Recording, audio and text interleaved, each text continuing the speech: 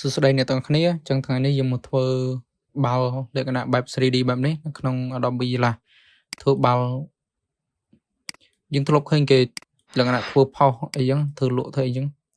តានឹងគេធ្វើបែបម៉េចអញ្ចឹងតោះយើងទៅធ្វើអ្នកគ្នាអញ្ចឹងអ្នកទាំងអស់គ្នាបង្កើត document មួយមកខ្ញុំសុំទាញបាល់នេះទៅចិត្តសិនអូខេនេះវាចេញហើយអញ្ចឹងអ្នកទាំងអស់គ្នាចូលមកកាន់ tool មួយគឺយកពាក្យថា polygon tool មួយនេះចុចលើវាមកហើយយើងចុច shift អូខេយើងគូប៉ុណ្ណឹង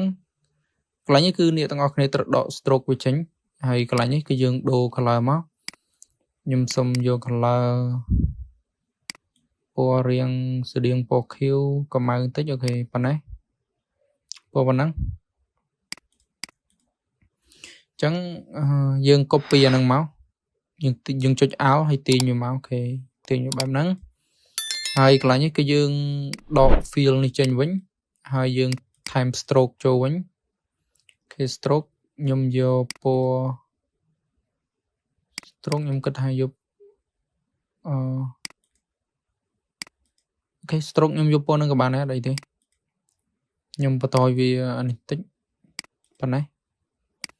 ហើយបន្ទាប់មកយើង copy អាហ្នឹងមួយទៀតមក copy យើងដាក់វាឲ្យស្មើមកយើងទាញវាខ្ញុំដាក់បែបនេះមកដាក់វាមើលមកស្អាតមកអូខេប៉ុណ្ណឹងអញ្ចឹងយើង copy អាអក្សរនឹងទៀតមកអាពីរហ្នឹង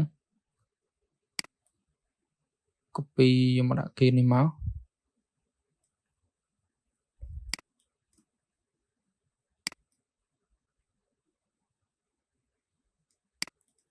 អូខេប៉ុណ្ណឹងសមរម្យហើយអញ្ចឹងយើង copy អាលើមួយនេះទៀតមកយើងដាក់វាប៉ុណ្ណឹងមកហើយយើង copy ទាំងអស់ហ្នឹងមកអូខេយើងចុច Alt ដើម្បី copy ដាក់វាមើលមកស្អាតមកអូខេប៉ុណ្ណឹងហើយខ្ញុំ copy ទៀតអូ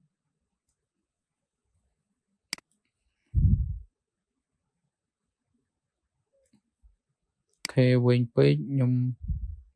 ទាញវារឿងតូចតិចអីចាទាញវារឿងតូចតិចអូខេបន្ទាប់យើងបានធ្វើអញ្ចឹងហើយយើង copy ទាំងអស់នឹងដាក់ខាងក្រោមវិញមកចុច Alt យ៉ា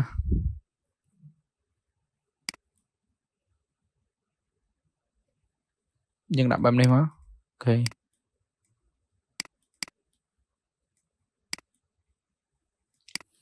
ហើយយើង copy ទៀតមក copy ទាំងអស់ហ្នឹង copy ចុច Alt ទាញវាមក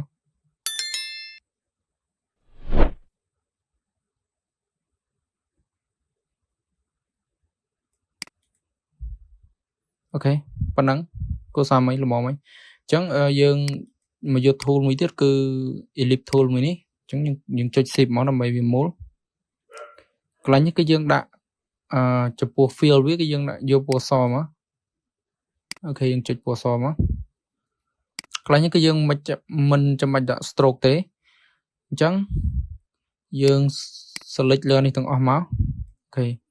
បន្ទាប់មកពីដំបូងគឺយើងត្រូវចូលមកកន្លែងអារូបដូចស្លឹកបៀមួយនេះ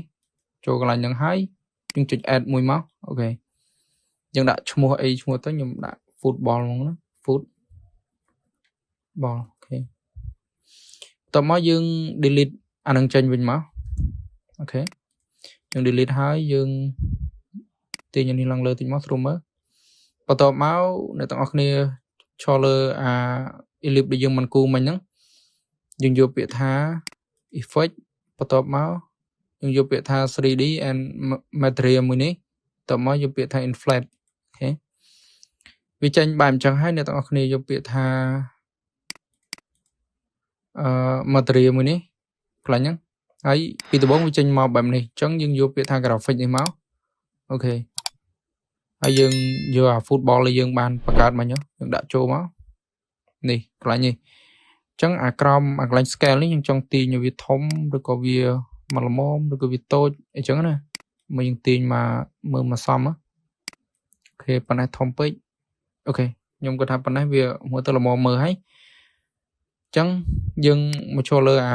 render setting này mới tiết nhưng ba cái này mùi máu nhưng cho render máu ok này cứ bị máu ấy chẳng cái dương khoai nhìn máu cái dương mạnh bao mùi ấy nè dương đã crop mùi máu ok nè cái dương mạnh bao mùi ấy so sánh mình tên 3D